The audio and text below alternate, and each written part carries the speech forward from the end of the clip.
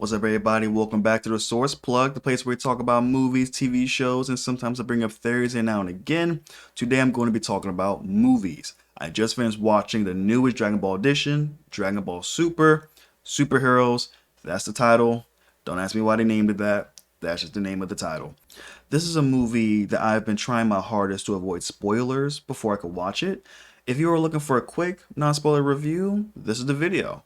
I'll try to keep it short and sweet and to the point. Make sure you like, comment your thoughts, and subscribe for more content. Let's get right into the review. Just to start off, if you have not caught up on the Dragon Ball series, let alone Dragon Ball Super, this will be a hard to follow movie as the antagonists of this movie rely heavily on fans' knowledge of arcs and Dragon Ball, and references will be made in the early phases of Dragon Ball Z. The movie provides a quick 2 to 3 minute recap, but they brush over a lot of information that doesn't add to any emotional weight. It's just enough exposition to tell the audience, hey, remember this snippet of information? Cool. Alright, let's start the movie. That's not to say you can't enjoy the movie. You could probably get the gist of the backstory, but the story might come across weak without prior knowledge. Speaking of story, let's dive into what the story is about.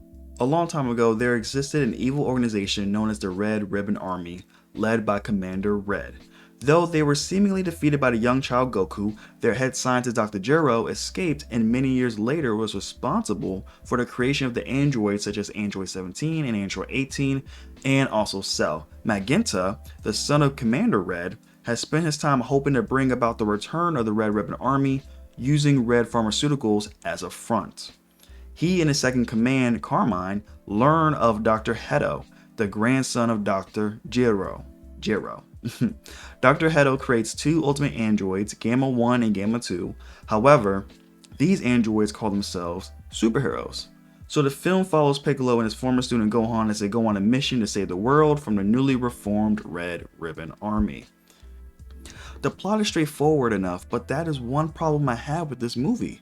The plot was so light after the 20 minutes establishing the story, the rest of the movie felt sluggish to move through until the last 20 minutes. This doesn't mean the story wasn't progressing, but for me, it felt the story could have been told in an hour instead of an hour and 45 minutes. The second act drags as they try to explain why certain characters aren't able to assist in this battle, with drawn out scenes of people fighting with a side story that I thought was intriguing, but ultimately was cut out to favor the main story. It's kind of like, have you ever watched a movie where you were just waiting for the next scene instead of being immersive in the present? That's what this film felt like. Again, the character interactions had some interesting moments, but I was constantly sitting there feeling there was something left to be desired in terms of world building and character development. Speaking of character development, actually, when I watched the trailer, I was under the impression a particular character would finally get the spotlight they deserve and would be a joy to see. Even though I enjoyed the landing of this character's development, the middle felt slim, then felt like there was a sudden jolt near the ending to remind the audience there's actually an arc under this thin story. I wish there was more to chew on with this character's journey, a more bigger focus. The character's importance in the story doesn't come in until it's already too late. Even the high moments of this character before the ending felt underwhelming. When you watch the movie, you'll understand the highs I'm talking about. One of the best perks of Dragon Ball Super is the animation, and oh boy did they bring it. I wonder how everyone else feels about the animation. Leave a comment below on your thoughts. For me, it took some adjusting at first, but throughout the movie it started to grow on me and felt special in its own way. At times it felt like the mouths weren't moving, but I could be mistaken. I plan to see it a second time just to confirm it, but the animation was interesting to see and the fight scenes were really clean and smooth. It felt like watching Dragon Ball Z gameplay on YouTube. Now that we got all that out of the way, the ending. The ending, yo. When I tell you they stuck the landing with a character's development, oh boy did they land it. It felt like the hour and a half watching this movie was worth it just for the ending. It really did tie the beginning of this character and end well, and I hope this is brought into the TV series when it comes back. Oh, there's also a character in this movie that has their own little journey, and it was great to see they stuck the landing for that too.